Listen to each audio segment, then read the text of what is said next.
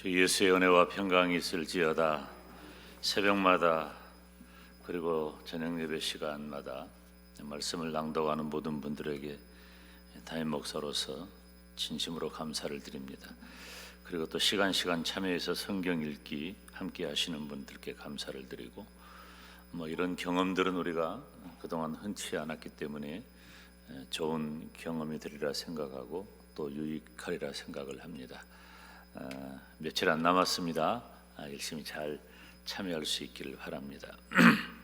우리 2021년 성탄절이 앞에 있는데요, 성경대로 하나님께 영광이 되고 또 기뻐하심을 입은, 다시 말하면 구원의 은혜를 입은 저와 여러분에게는 평화가 있기를 주님의 이름으로 축원합니다. 오늘 본문의 성탄과 관련된 여러 인물들이 나오죠. 동방에서 온 박사들, 어떤 문헌에는 천문학자들, 현자들, 이런 여러 가지 표현들이 있어요. 그리고 헤롯 왕, 대제사장, 서기관, 또 나중에 이 말씀을 보면 좀 더 2장 이후까지 보면은, 후반에 보면은 죽임당한 어린이들, 또 이스라엘 백성들, 이렇게 많은 사람이 등장을 합니다. 오늘 저녁과 수요일 저녁은 헤롯 왕에 대해서 살필 거예요. 근데 이 헤롯 왕이 여러 사람이에요. 성경을 읽어보면 사실 이 헤롯 왕에 대한 것만 좀 우리가 공부를 하고 이렇게 살펴도 상당히 오랜 시간, 좀 여러 시간 해야 합니다. 오늘 우리가 살필 헤롯 왕은 오늘 본문 2장 1절에 등장하는 헤롯 왕입니다. 이 헤롯 왕은 당시 이스라엘은 나라를 빼앗긴 상황이에요. 로마 제국이라고 하는 말이 뒤에 따라 붙으면 다른 나라를 점령하고 침략해서 점령하고 다스리는 그런 나라들을 가리켜서 제국이라는 단어를 많이 붙이죠. 로마 제국이, 그러니까 당시에 모든 길은 로마를 통한다, 이렇게 로마를 향한다는 말이 있듯이, 이제 당시에 로마가 온 세계를 점령하다시피 한 그런 나라였죠. 이스라엘도 예외가 아니었습니다. 그래서 유대 나라도 로마의 점령하에 있었기 때문에 그 로마 제국의 칙령에 따라서 왕을 세웁니다. 분봉왕을 세워요. 그래서 그 유대 나라를 다스린 왕이 바로 헤롯 왕입니다. 그런데 저는 단언적으로 먼저 말씀을 드리면, 오늘 본문에 등장하는 이 헤롯 왕은 바로 이 시대, 그리고 어느 시대에나 생각할 수 있는 적그리스도의 모형 인물입니다. 본문의 헤롯은 이두메 왕가의 헤롯 안디바의 아들입니다. 흔히 우리가 헤롯 대왕, 이 헤롯에 대한 여러 호칭이 있는데 헤롯 대왕이라고 불려지는 인물이 오늘 본문에 등장하는 사람인데요. 예수님께서 탄생하실 즈음에 2살 이하 되는 그런 사내 아이들을 학살해버린 매우 잔인한 왕이 헤롯 왕입니다. 오늘 저녁에 우리가 살필 부분은 한 두세 가지 좀 살피겠는데, 먼저 이 헤롯 왕의 이름이 무엇을 뜻하느냐. 이 헤롯이라고 하는 이름의 뜻이 뭐냐면은, 한번 따라서 할까요? 영웅이란 말이에요. 영웅 참 좋잖아요. 영웅이라는 말. 요즘 그 음원 1위에 보면은 다 임영웅이가 1위예요. 이 호불호가 다 갈리게 마련인데 임영웅이는 별로 안 좋아하는 사람은 없는 것 같아요. 일단 노래를 잘하고 심성이 착하니까 노래하는 유재석이다, 그런 별명도 있고 그래요. 참 좋아해. 그 영웅인데, 이 영웅은 원래 영적으로 보면은 예수 그리스도보다도 자신을 높이려는 사람의 의미가 훨씬 강해요. 요즘 영웅이 어디 있습니까? 연예인이나 가수나 탤런트나 또 스포츠 스타, 주로 이런 사람들이 영웅 대접을 받습니다. 쉽게 말하면 영웅이 없는 시대예요. 어쩌면 영웅이 필요치 않은 시대인 것처럼 보이기도 해요. 자기주의가 팽배한 때니까. 이 영웅이 없기 때문에 다른 것들이 일어나서 영웅처럼 행세를 하는데 바로 헤롯이 그런 전형을 보여주고 있다는 것입니다. 여러분, 우리가 성경을 살피면서 또 말씀을 들으면서 우리가 평생의 삶을 살면서 주의해야 할 것 한 가지가 있어요. 사람이 영광을 받으면 그때는 큰일 납니다. 좋은 것 같죠? 안 좋은 거예요. 절대 안 좋습니다. 교회 안에서도 마찬가지. 어느 누구도 예외가 없어요. 어느 누구도. 물론 목사를 존경하고 사랑하는 것은 필요하지만은 필요 이상으로 목사를 높일 필요는 없어요. 하나님께서 주의 종을 그 시대에 우리 교회에 세워서 사용하시는 것뿐이에요. 그래서 종이라고 하는 거예요. 어느 정도 몇 가지 중요한 의미가 있죠. 목사들에게는. 목사는 말씀을 전합니다. 그리고 또 여러분을 축복하는 축도를 하는 사람입니다. 그리고 세례를 베푸는, 성찬을 베푸는 사람이에요.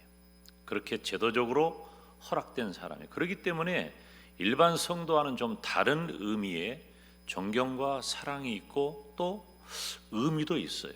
그래서 상당히 좀 다른 그런 어떤 영적 권위가 있는 것도 사실이고 어느 정도는 그것이 필요하기도 해요. 목회를 해보니까 한없이 이렇게 낮고 겸손한 모습만 가지고는 온전한 목회가 다 안 되기도 합니다.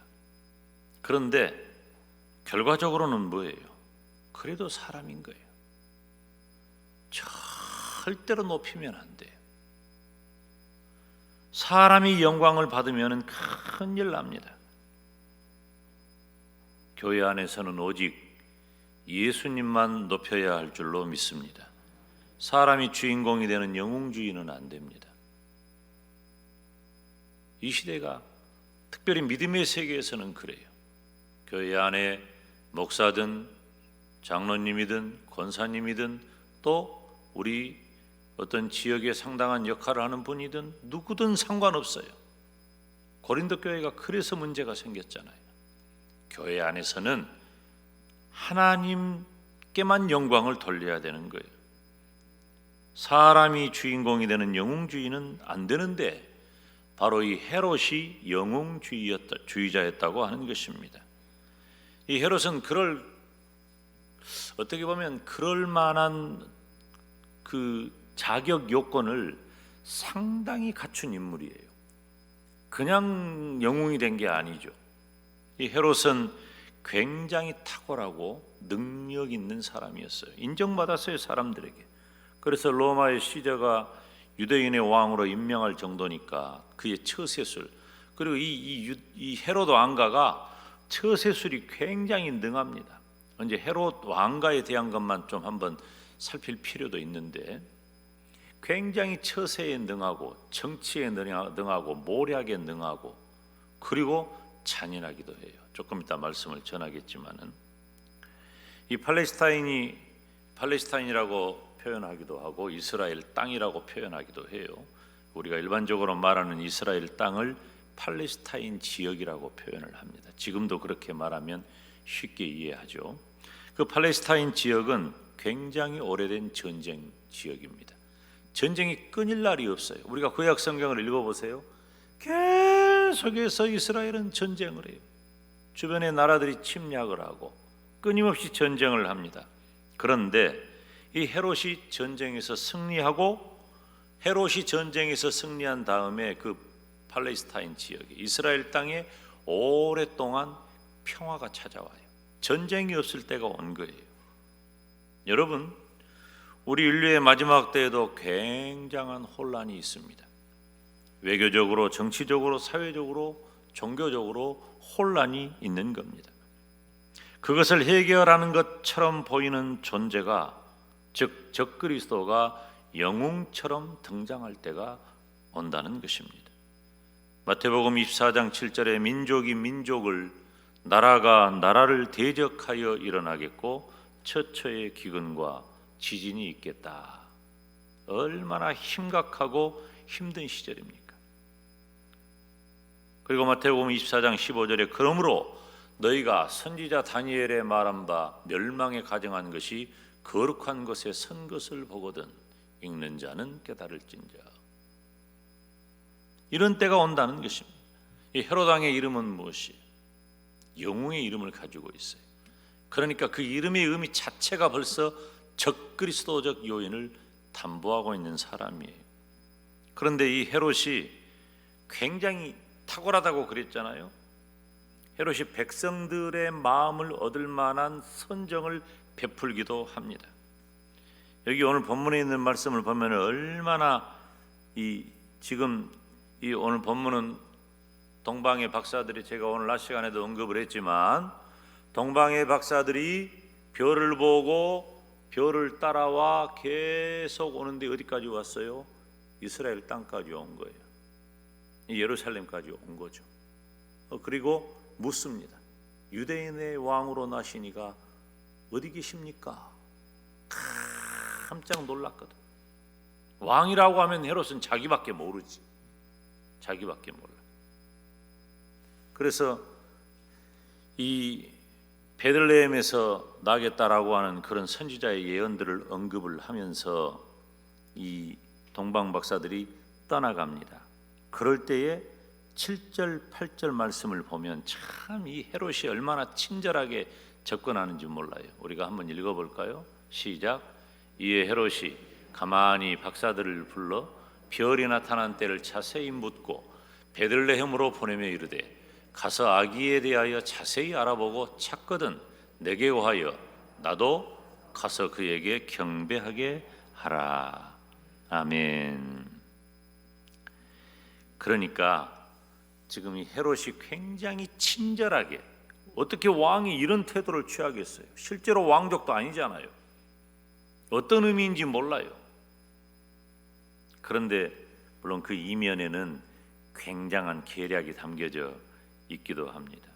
이 헤롯은 전쟁 문제를 넘어서 경제적인 문제도 해결한 사람입니다.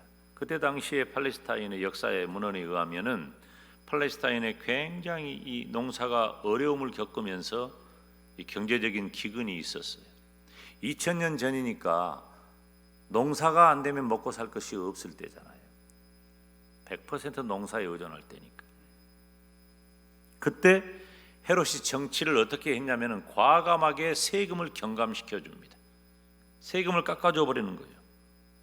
그리고 자기의 급식 자재를 녹여가지고 팔아서 백성들에게 제공을 해줘요. 그러니까 사재를 털어서 백성들에게 나눠줘 버린단 말이에요. 그러니까 백성들이 헤롯이라고 하면 그냥 와 하죠.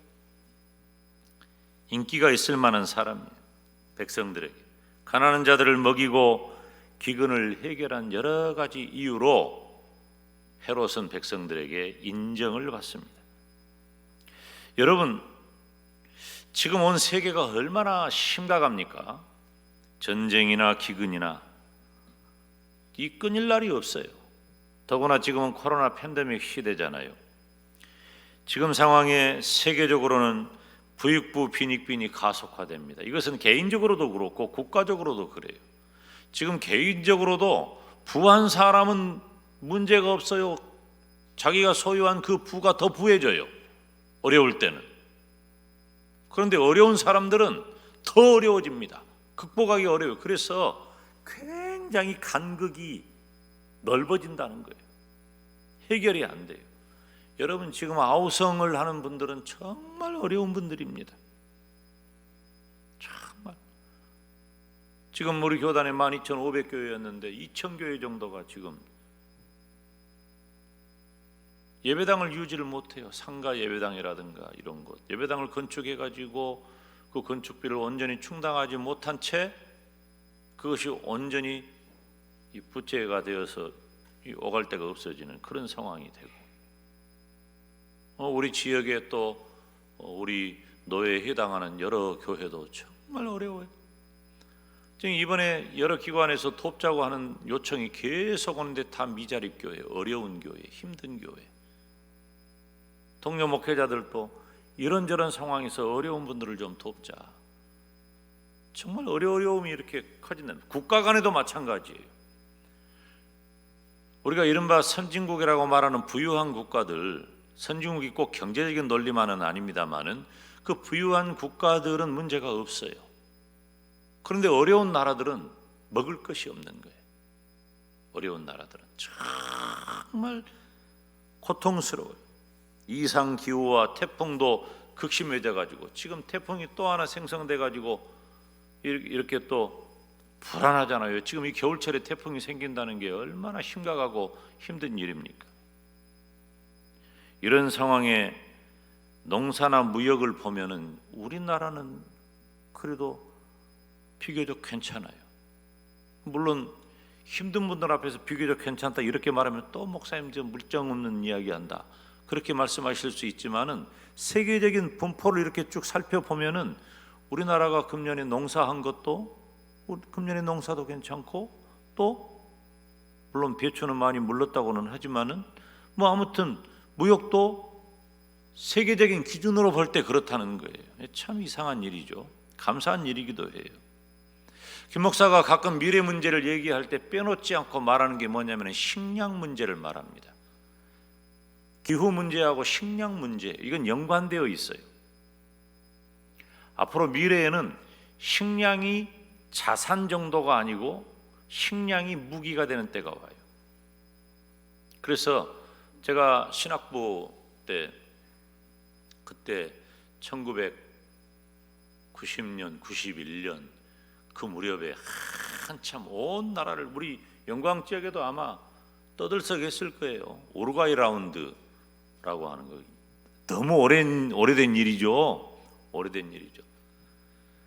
그래가지고 농민들 다 죽게 되었다고 농사는 보호해달라. 저도 개인적으로 정책적인 생각은 가지고 있어요. 반드시 옳은 것이 아니라 강단에서 말할 바는 아니지만은 그때는 젊은 기운에 그냥 막 이중국가제를 시행해가지고 우리 농민을 보호하지 않으면 저는 그때 뭐 알지도 모를 때인데 지금도 뭐 잘 모르지만은 그런 생각들을 막 하고 의분을 일으키고 그랬던 때가 있어요. 바나나를 안 먹었다니까요. 바나나 그렇게 좋아하는데 바나나를 안 먹었어. 일부러 안 먹었어요. 지금은 잘 먹어요. 지금은 이제 그러긴 하는데 그때는 그런 마음이 막 컸다고. 그래가지고 곧 농가가 곧 위태위태해가지고 숨도 못 쉴 것 같은 그런 막 불안감이 있었다고 말이에요. 지금도 마찬가지입니다. 지금도 각국이 봉쇄하잖아요. 봉쇄하면 가장 첫 번째 무엇이 문제예요? 식량 문제인 거예요. 여러분 옥수수가 어디서 많이 난 줄 아세요? 우리나라 사람들이 먹는 옥수수가 강원도는 무슨 강원도예요?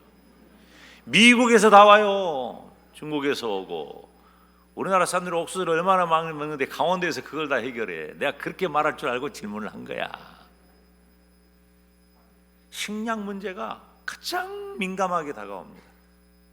중국이 문 닫고 미국이 문 닫고 베트남이 문 닫고 딱 잡아 걸잖아요. 굉장히 어려운 거예요. 지금 그렇기 때문에 이렇게 굉장히 세계적으로 혼란하고 어려운 때예요. 지금은 소리 없는 총성이 온 세계를 뒤덮고 있어요. 그런데 이러한 때 광명의 천사를 위장하고 주님의 몸된 교회를 배도하는 무리가 영웅처럼 나타날 때가 온다는 거예요. 이 말세의 마지막 때예요. 여러분 종말에는 어린아이 성도가 되면 안 돼요. 어린아이 성도가 되면 안 돼. 장성한 성도가 되어서 말씀을 중심으로 하는 신앙을 가지시기를 주님의 이름으로 축원합니다. 아모스 8장 11절 12절 말씀을 보면 같이 읽습니다. 시작. 주 여호와께서 가라사대 보라 날이 이를지라 내가 기근을 땅에 보내리니 양식이 없어 주림이 아니며 물이 없어 가람이 아니요 여호와의 말씀을 듣지 못한 기갈이라. 저 바다까지 북에서 동까지 비틀거리며 여호와의 말씀을 구하려고 달려 왕래하되 얻지 못한다 그랬어요. 여러분, 지금 이 시대에 우리가 가장 절실한 것이 건강, 물질, 이런 눈에 보이는, 금세 그것 아니면 숨이 콱 막혀버릴 것 같은 그런 문제들이 너무 크고 중요하죠. 그렇지만 우리 믿음의 사람을 위협하는 가장 큰 적은 적그리스도예요. 그 광명한 천사를 가장해서 마치 헤롯 왕처럼 사람에게 처한 문제를 해결해 주어서 인기를 얻지만 나중에는 비수를 들이대는 잔인한 그 헤롯 왕처럼 여러분, 우리를 영적으로 위협하는 무리들이 얼마나 많은지 모릅니다. 헤롯 왕은 또 성전을 건축한 것으로 유명합니다. 여러분, 성전 건축하면은요, 첫 번째 성전은 솔로몬의 성전이죠.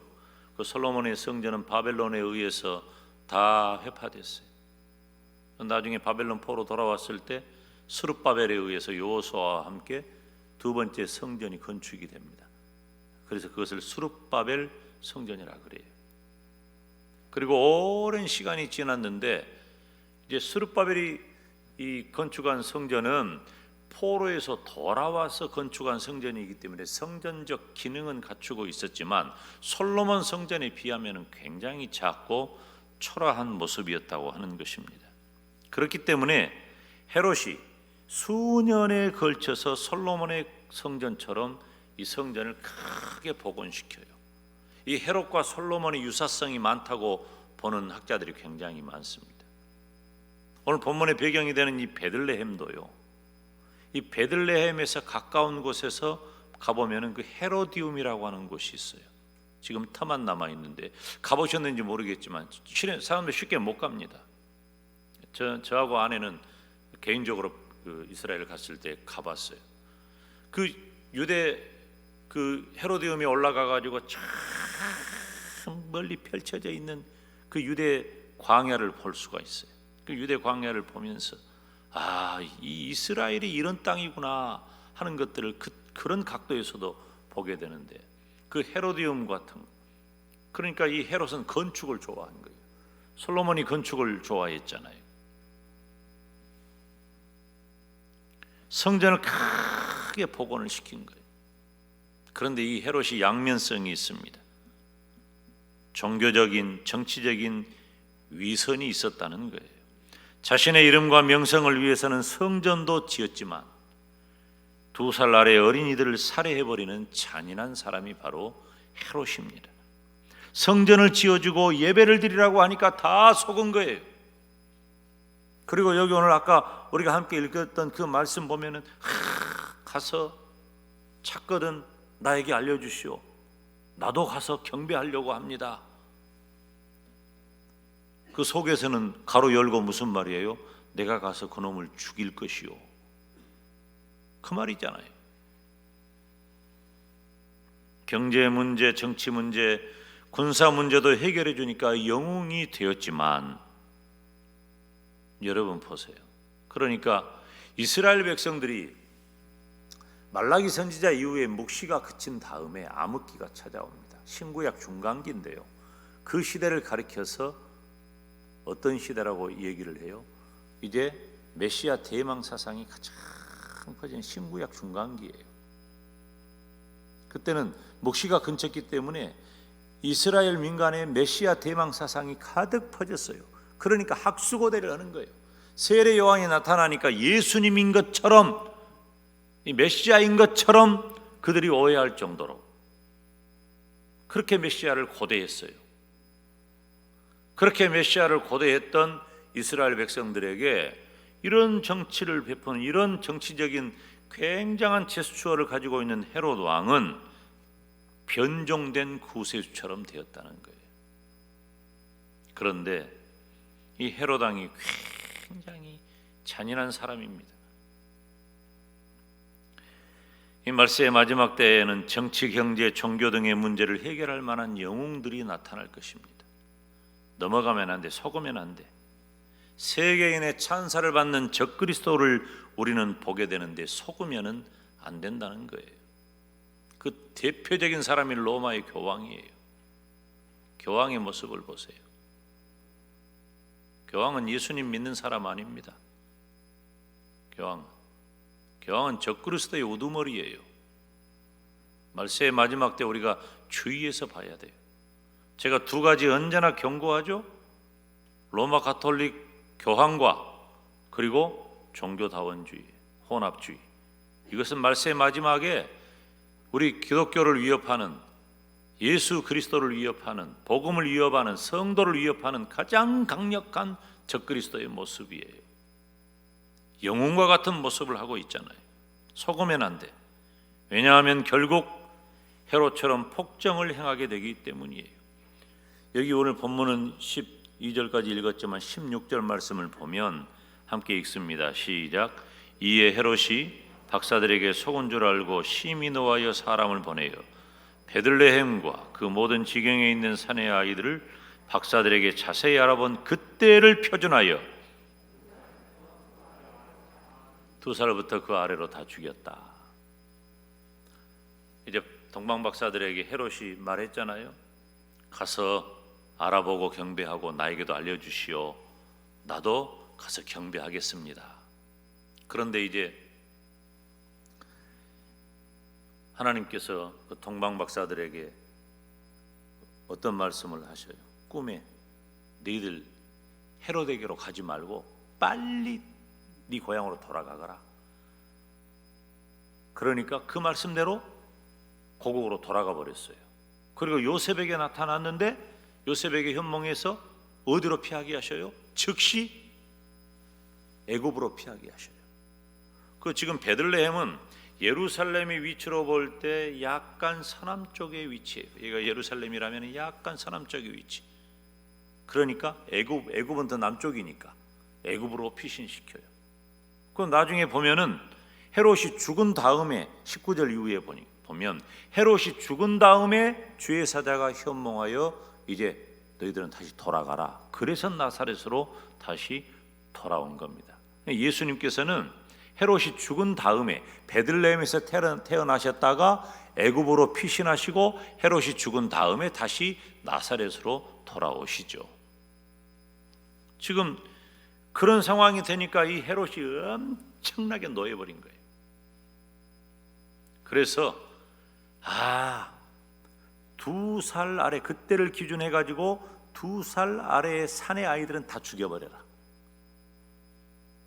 얼마나 잔인한 명령입니까? 굉장히 잔인한 사람이에요. 저하고 아내가 이 베들레헴 방문을 했을 때 제가 개인적으로 언젠가 얘기를 했죠. 개인적으로 베들레헴 방문을 했었는데 둘이 갔었는데 그때 이 아랍 청년이 우리를 안내를 해주는데 돈을 좀 더 주면 자기가 못 본 데를 아까 말한 헤로디움을 데려가겠다고 하더라고. 그때 그래서 50불인가 얼마인가 그때를 더 줬어요. 그래서 주고 갔어요. 가는 길에 베들레헴에 있는 예수님 탄생 교회를 지나가지고 터널 같은 곳을 이렇게 지나가는데 좌우에 어린아이의 유골이 산더미처럼 쌓여 있어요. 유리관으로 전시가 돼 있더라고. 혹시 가셔서 보신 분도 있을 수 있어요. 전시돼 있어요. 그래가지고 그 앞에서 저도 사진도 찍고 그 사진도 찍어가지고 다 가지고 왔어요. 근데 없어 지금. 왜 없냐?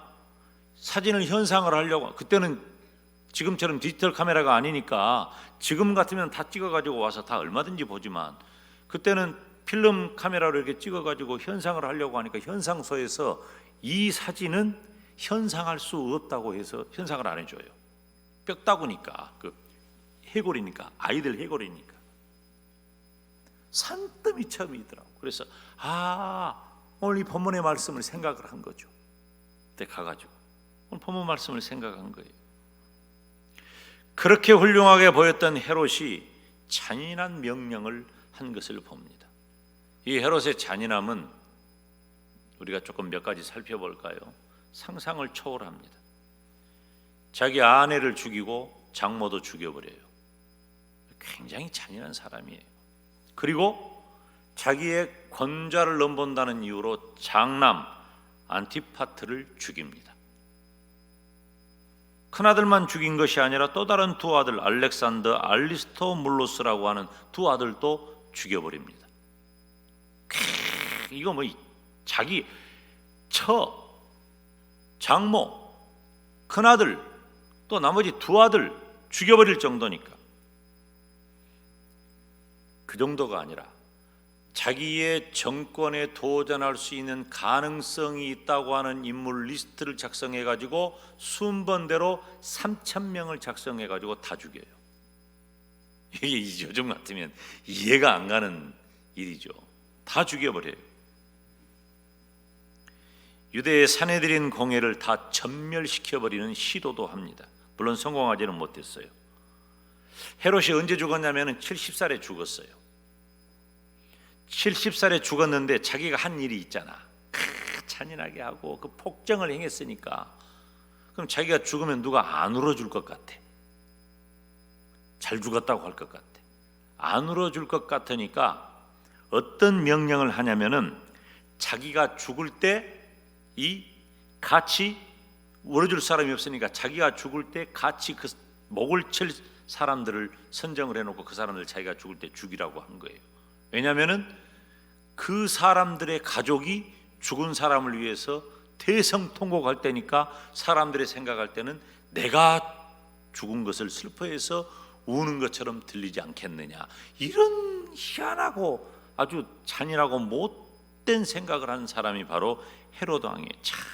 잔인한 사람이에요. 그런 헤롯의 시대에 예수님께서 오신 겁니다. 그런데 여러분 보세요.